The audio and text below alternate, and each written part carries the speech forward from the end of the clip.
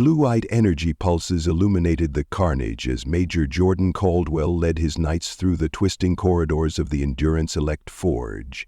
3 hours into Operation Blitzkrieg, and the pristine metal floors were slick with human blood and machine lubricant, a grim testament to the cost of their advance. "Contact right," Powers shouted, his Thunderbird cannon swinging to target a squad of combat frames emerging from a side passage. The weapon's discharge lit the corridor with quantum fire, tearing through the machines with devastating efficiency. "Keep moving," Caldwell ordered, his plasma-tipped sword cutting through a damaged frame that had survived Powers' initial barrage. "We can't afford to get bogged down."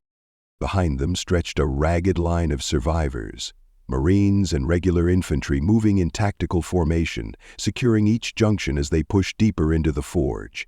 What had begun as a coordinated assault of 4,000 troops from the battering ram alone had dwindled to barely 2,000 combat-effective soldiers. Similar losses were being reported across all penetration points. "Operation Command, this is Penetrator Team 7, Caldwell transmitted, using the designation assigned to the battering ram's forces. "Approaching Nav Point Delta. Resistance is heavy but manageable. Requesting status update on other teams." "Penetrator Team 7, this is Command," came the response, the transmission fragmented by interference from the Forge's massive power systems. 12 of the 38 successful penetration teams have reached their secondary objectives. 9 have been eliminated entirely. The remainder are advancing but taking heavy casualties. Your team is closest to the primary objective. Closest, but still too far. According to their intelligence, the Forge's central control node, the brain that directed all Endurance Elect operations throughout the sector, lay at the facility's core, still 3 kilometers from their current position. "Understood, Command. We'll push forward with all available speed." As they advanced, Caldwell's neural interface continuously updated with reports from across the massive battle. The situation was both better and worse than they had anticipated. Better because they had successfully penetrated the forge and were advancing toward key objectives. Worse because the resistance was far more determined than their simulations had predicted. The Endurance Elect were fighting with a cold precision that suggested they understood exactly what was at stake. Not just another human colony or outpost, but their very source, the forge that had produced their kind for millennia. "Major!" Harrington called, his sensors detecting something unusual ahead. "I'm picking up a significant change in architectural structure, approximately 500 meters ahead. The material composition shifts to something much older." "The original sections," Hawkins suggested, recalling their intelligence briefings. "We must be approaching the Forge's historical core." Caldwell nodded. "Alert the column. We're likely to encounter specialized defenses as we get closer to the central node." He wasn't wrong. As they approached the transition point between newer construction and the ancient core of the facility, the nature of their opposition changed dramatically. Instead of the standard combat frames they'd been facing, they encountered larger, more heavily armored units with integrated weapon systems, unlike anything they'd seen before. "Those aren't standard Endurance Elect designs," Wilson observed as they took cover to assess the new threat. "They look prototype, experimental." Harrington's scanning equipment confirmed this assessment. "These units appear to be utilizing quantum technology far more advanced than standard combat frames. My guess, the Forge keeps its most sophisticated defenders close to its central systems." The corridor ahead widened into a vast chamber that appeared to serve as a final defensive position before the central control node. Dozens of the advanced combat frames had arranged themselves in layered formations, their weapons charged and ready. Unlike the somewhat predictable resistance they'd encountered so far, these defenders moved with clear purpose and extraordinary coordination.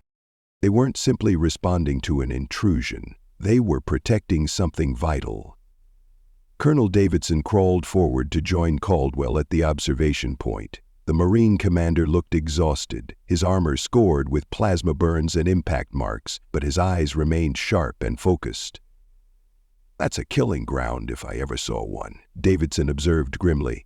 They've set up interlocking fields of fire covering every approach. Caldwell studied the enemy formation, identifying weak points and potential breakthrough sectors. His neural interface overlaid tactical suggestions based on night battle doctrine, combined with specific data about endurance elect capabilities. Standard approach won't work, he concluded. We need something they won't anticipate. I'm open to suggestions, Major, Davidson replied. My Marines are ready to hit them hard, but even I can see that a frontal assault would be suicide. Caldwell's gaze swept the chamber, noting structural features, power conduits, and the precise positioning of the defender units. Then his attention caught on something unusual: massive coolant pipes running along the ceiling, directly above the densest concentration of enemy forces. Hawkins, he called softly. What do your sensors say about those overhead pipes? The infiltration specialist directed his specialized scanning equipment upward. Supercooled liquid quantum stabilizer, extremely volatile if exposed to energy weapons. The pipes lead directly to the central chamber beyond, must be cooling for the main systems. A plan began to form in Caldwell's mind. Dangerous, potentially catastrophic, but with a higher probability of success than any conventional approach. Colonel Davidson, I need your best heavy weapons team, he said, outlining his idea. We're going to create a diversion that should draw their focus upward. When that happens, your Marines need to exploit the gap and secure that far doorway. Davidson listened carefully, then nodded. Risky, but better than charging into those interlocking fields of fire. I'll coordinate with the regular forces to provide covering fire once we're moving. As Davidson returned to position his Marines, Caldwell gathered his knights for a final briefing. This is likely our one shot at reaching the central node, he told them, his voice low but intense. Intelligence suggests it's directly beyond that chamber. Whatever primary control systems the Endurance Elect use to coordinate their entire operation, it's right there within our reach. And all we have to do is get past a small army of advanced combat frames, Wilson observed with grim humor. Should be interesting. Powers adjusted his Thunderbird cannon, the weapon's power cells glowing with barely contained energy. My disruptor rounds should trigger the coolant if I can get a clean shot at those pipes. The blast radius will be substantial. Which is why timing is everything, Caldwell emphasized. Harrington, coordinate with the Marine fire teams. We need synchronized targeting once the coolant ignites. Hawkins, you're responsible for securing our exit path if things go wrong. Wilson, you're with me. We'll be making the direct push once the chaos starts. Each knight acknowledged their role, their quantum spurs humming with quiet energy as they prepared for what might be their final advance. Knight team, in position, Caldwell reported once everyone was ready. Marine assault teams, ready, Davidson confirmed. Regular infantry, supporting position secured, added the commander of the conventional forces. Caldwell took a deep breath, feeling the weight of the moment. So many lives had already been lost reaching this point. The success or failure of the entire operation might now rest on their next move. Execute, he ordered. Powers emerged from cover just enough to bring his Thunderbird cannon to bear on the overhead coolant pipes. The weapon discharged with a sound like thunder, its enhanced disruption field tearing through the reinforced materials with devastating precision. For a heartbeat, nothing happened. Then, with a deafening roar, the supercooled quantum stabilizer erupted into a cascading explosion of blue-white energy. The blast ripped through the chamber's upper section, engulfing the ceiling in quantum fire that rained down on the combat frames below. The advanced endurance elect units responded immediately, their weapons tracking upward to counter this unexpected threat.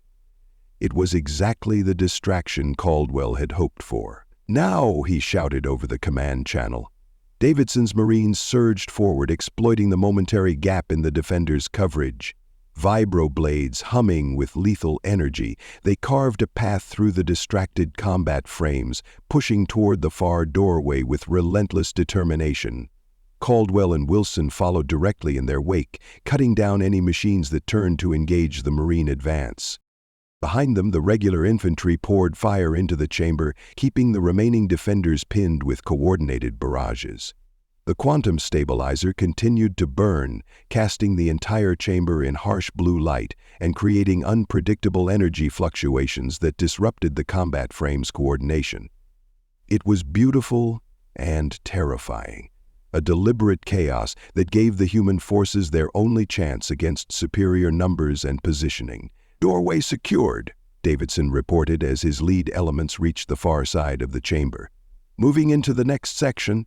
"Acknowledged," Caldwell replied, directing Wilson to reinforce the Marine position while he checked on their rear guard. "Powers, Harrington, status?"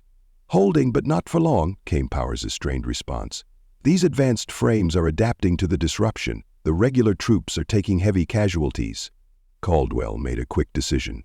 "Powers, bring your team forward. We need to secure whatever is beyond that doorway before they can reorganize." As Powers and Harrington disengaged from the rearguard action, Caldwell rejoined Wilson at the doorway the Marines had secured. Beyond lay a short corridor that opened into another chamber, smaller than the defensive room they'd just fought through, but radiating power in a way that made the quantum matrices in their equipment hum with sympathetic energy. "This is it," Harrington confirmed as he joined them, his sensors analyzing the energy signatures. "The central control node has to be just ahead." Colonel Davidson had already positioned his remaining Marines in a defensive formation around the corridor entrance. Of the 200 melee Marines that had started the mission, fewer than 90 remained combat effective. "My people will hold this position," Davidson stated, his voice leaving no room for argument. "You take your knights and finish this." Caldwell clasped the colonel's arm in a warrior's grip. "We'll make it count." With a nod to his team, Caldwell led the knights into the corridor, their quantum spurs leaving trails of blue fire as they advanced toward what they hoped would be the heart of the Endurance Elect, the central intelligence that had directed the machine threat for millennia. The chamber they entered was unlike anything they had encountered thus far in the Forge. Where most of the facility displayed the cold efficiency of machine design, this space was different. Ancient symbols covered the walls, reminiscent of the progenitor script Hawkins had identified during their initial discovery of the Forge. The chamber was perfectly circular, its ceiling lost in darkness above, and at its center stood a structure that defied easy description. A massive column of intertwined metal and energy, pulsing with a rhythm that seemed almost alive. Data streams in the form of light flowed across its surface while floating components orbited it in complex patterns. "That's the central node," Harrington whispered, his sensors struggling to make sense of the readings. "The primary control system for the entire Endurance Elect network." "How do we destroy it?" Wilson asked, eyeing the structure with professional assessment. Before Harrington could respond, panels around the chamber's perimeter slid open, revealing dozens of niches containing inactive combat frames. Unlike the units they had faced earlier, these machines appeared ancient, their design more primitive, yet somehow more elegant. As the knights watched, the frames activated in perfect synchronization, their systems coming online with a collective hum that filled the chamber. "I think we just triggered the final defense protocol," Hawkins observed, his infiltration systems already working to counter whatever commands the central node was issuing. The ancient combat frames stepped from their niches, forming a protective ring around the central column. Unlike the newer models they had fought throughout the Forge, these units moved with a fluidity that seemed almost organic, their coordination perfect beyond anything they had previously encountered. "These must be the original prototypes," Harrington said, his voice tight with both professional interest and concern. "The first Endurance Elect combat frames preserved here at the source." Powers raised his Thunderbird cannon, targeting the nearest group of ancient frames. "First or last, they bleed the same," he growled, the weapon's disruption field flaring as it prepared to fire. "Hold!" Caldwell ordered, raising his hand. "Something's happening." The central column's activity had intensified, its pulsing quickening as data streams flowed more rapidly across its surface.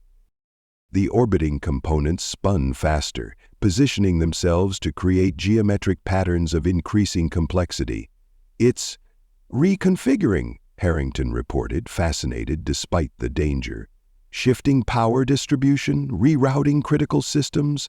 I think it's trying to protect itself from what it perceives as a terminal threat. Good, Caldwell replied grimly. That means we're in the right place. He raised his plasma-tipped blade, its edge glowing with barely contained energy. Knights, Santiago pattern. We breach their line, reach the central column, and end this for humanity. The 5 Texas Knights moved with perfect coordination, their quantum spurs flaring with intense blue fire as they charged the ring of ancient combat frames. They didn't move in a straight assault, but in a complex pattern that seemed almost dance-like in its precision. The same formation they had used to break defensive lines at Abbott Colony. Powers fired his Thunderbird cannon not at the center of the enemy formation, but at 5 specific points arranged in a star pattern. The enhanced quantum disruption charges struck with pinpoint accuracy, creating localized distortion fields at each impact point. Caldwell, Wilson, and Hawkins immediately advanced to 3 of these points, their quantum spurs interacting with the disruption fields to amplify their effects. Harrington remained slightly behind, using specialized equipment to modulate the quantum frequencies, creating a harmonizing effect between all 5 disruption points. For a moment, nothing seemed to happen beyond the initial impacts.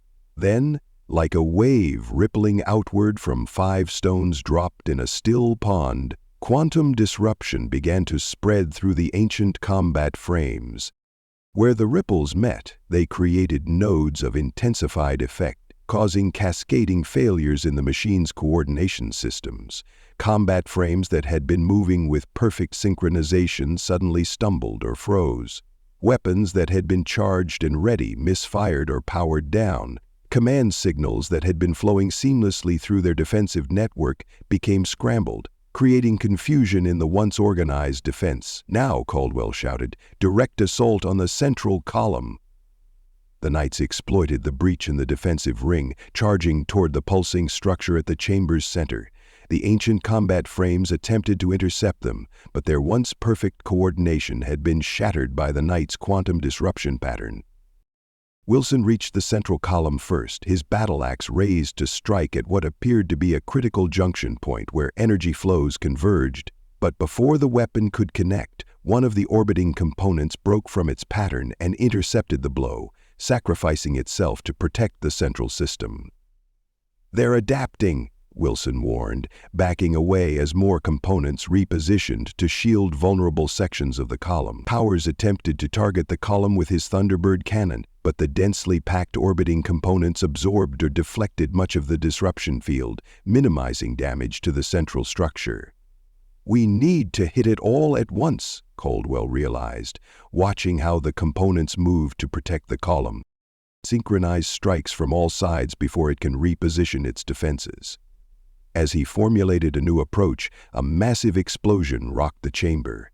The Knights staggered as the floor beneath them trembled. From the corridor, they could hear the sounds of intense combat. Davidson's Marines engaged with new waves of defenders. "Major!" Davidson's strained voice came through the comms. "We've got elite units converging on your position from all sides. Can't hold them much longer." Time was running out. If they couldn't destroy the central node quickly, they would be overrun by reinforcements. Caldwell made a decision. "New plan. Harrington, analyze that column, find its power source." The technical specialist directed his most sensitive scanning equipment at the central structure, filtering through the complex energy patterns. "There," he finally said, indicating a section near the base of the column where multiple energy conduits converged. "That's the primary power junction. Disrupt that and the whole system should cascade into failure. Can you configure a quantum charge to target that specific section?" Harrington considered for a moment, then nodded. "Yes, but it would have to be placed directly against the junction. Remote detonation won't work with all these defensive components in the way." "How long to prepare the charge?" 2 minutes to calibrate the quantum resonance correctly." Caldwell nodded grimly. "Do it. The rest of us will keep those ancient frames occupied." As Harrington worked to modify one of their remaining quantum charges, Caldwell, Powers, Wilson, and Hawkins engaged the ancient combat frames in a desperate holding action. The machines had begun to recover from the initial disruption pattern, their coordination returning as their systems adapted to the Knight's tactics. "They are learning," Hawkins observed as he narrowly avoided a precision strike from one of the frames. "Adjusting their response patterns based on our movements." "Keep them guessing," Caldwell ordered, his plasma-tipped blade cutting through the arm of a frame that had come too close. Random patterns, no repetition. The Knights fought with everything they had, drawing on generations of combat experience encoded in their quantum matrices. Their weapons left trails of blue fire through the air as they danced between ancient combat frames, creating confusion and disruption in the defensive pattern. "Charge ready," Harrington announced after what seemed like an eternity but was barely the promised 2 minutes. "I've calibrated it to the specific quantum frequency of the power junction. Direct contact required, 10-second delay after activation." Caldwell looked at the central column, still protected by orbiting components and surrounded by ancient combat frames. Someone would need to physically place the charge against the vulnerable section Harrington had identified. "I'll take it," he decided, reaching for the device. "Sir," Powers objected. "Let me—" "Negative, Lieutenant," Caldwell cut him off. "I need your cannon providing cover fire. Create another disruption pattern like before, but focus it directly in front of me." Powers hesitated only briefly before nodding. "Yes, sir, on your mark." Caldwell took the quantum charge from Harrington, securing it to his armor where he could easily access it when the moment came. He took a deep breath, centering himself as he had been taught during his earliest days of night training.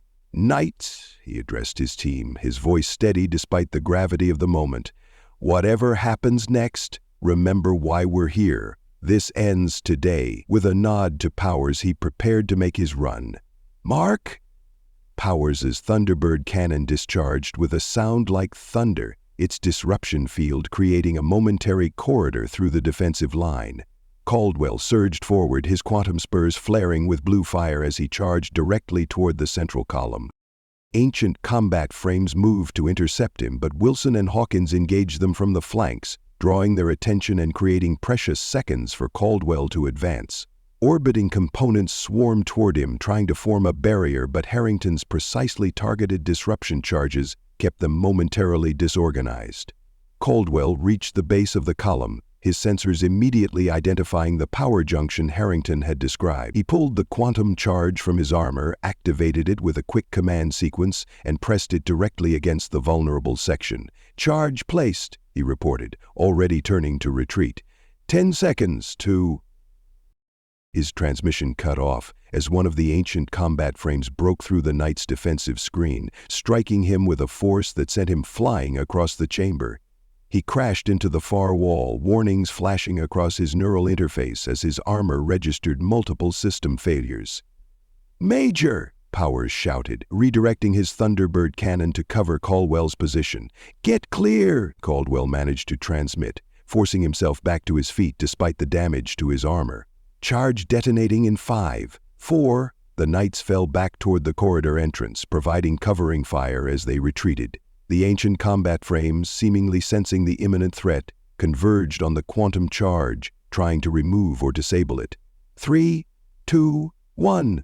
The quantum charge detonated with a flash of blinding light. Unlike conventional explosives, it didn't create a fireball or shockwave. Instead, it released a pulse of precisely calibrated quantum energy that disrupted the molecular bonds of the power junction on a fundamental level. For a moment, nothing seemed to happen. Then, like a cascade of falling dominoes, system after system began to fail throughout the central column. Energy pathways collapsed, data streams fragmented, and the orbiting components fell from their patterns, clattering lifelessly to the chamber floor. The ancient combat frames froze in place, their connection to the central intelligence severed. Throughout the chamber, lights flickered and died as power systems failed, leaving only emergency illumination casting eerie shadows across the now silent machines. Caldwell staggered toward his team, his quantum spurs barely functioning after the damage his armor had sustained. "Status report," he managed, leaning heavily on Wilson as the Knight moved to support him. "Central node appears to be deactivated." Harrington confirmed, his scanners showing rapidly declining energy signatures. Power systems failing throughout the chamber.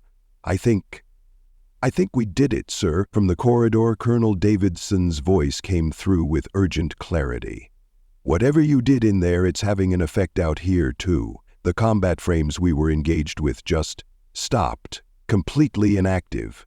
Similar reports began flooding in from across the forge as the effect spread throughout the massive facility. Combat frames shutting down mid-attack, production systems going offline. Defensive arrays powering down. Operation Command, this is Penetrator Team 7, Caldwell transmitted, his voice strained but clear. Central node neutralized. Repeat, central node neutralized. Endurance elect systems shutting down throughout the forge. Penetrator Team 7, this is Command. Confirmed status of central node. Is the shutdown temporary or permanent? Harrington ran another scan of the now dark central column. The quantum disruption has caused a cascading molecular failure in the core systems. This isn't a temporary shutdown or reset. The central intelligence has been effectively destroyed. Permanent, Caldwell confirmed over the comm. The heart of the Endurance Elect has been stopped. A long pause followed before Operation Command responded. When they did, there was audible relief in the transmission. All penetration teams be advised. Endurance Elect forces throughout the sector are reporting similar shutdowns. Automated defense systems are going offline. Combat frames are ceasing operations. Caldwell exchanged glances with his team as the implications became clear. They hadn't just destroyed a central command node, they had eliminated the controlling intelligence for the entire Endurance Elect network. Without its guidance, the machine threat that had plagued humanity for generations was collapsing. Commence withdrawal and recovery operations, Command ordered. All teams secure your positions and prepare for extraction. Well done, Knights. Well done, all forces. As the Knights made their way back to the corridor where Davidson's Marines waited, Caldwell took a moment to look back at the darkened chamber. The ancient combat frames stood like silent sentinels, frozen in their final positions. The central column, once pulsing with energy and purpose, now stood dark and lifeless. Millennia of machine evolution and expansion ended in a single desperate mission. Was it worth it? Wilson asked quietly, looking back at the Marines and regular infantry who had survived the assault, a fraction of those who had begun the operation. Caldwell thought of Santiago and Rodriguez, of the thousands who had died during Operation Blitzkrieg, of the countless lives lost to the Endurance Elect over generations of conflict. Yes, he said finally, his quantum spurs leaving faint blue trails as he turned away from the chamber. It was worth it. But now we honor their sacrifice by building something better than what the machines tried to prevent. As they joined the surviving forces for extraction, reports continued to come in from across human space. Endurance Elect vessels powering down in mid-battle, defense platforms going offline, production facilities ceasing operations. The machine threat that had shaped human expansion and development for generations was ending, not with a final desperate battle, but with silence. Operation Blitzkrieg had succeeded, though at terrible cost. Of the 50 penetrator vessels that had begun the assault, only 38 had successfully breached the forge. Of those, 13 had been overrun completely during the fighting.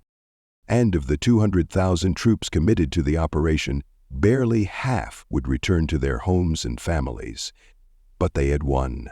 The forge, the ancient heart of the machine threat, had been neutralized. The Endurance Elect were no more.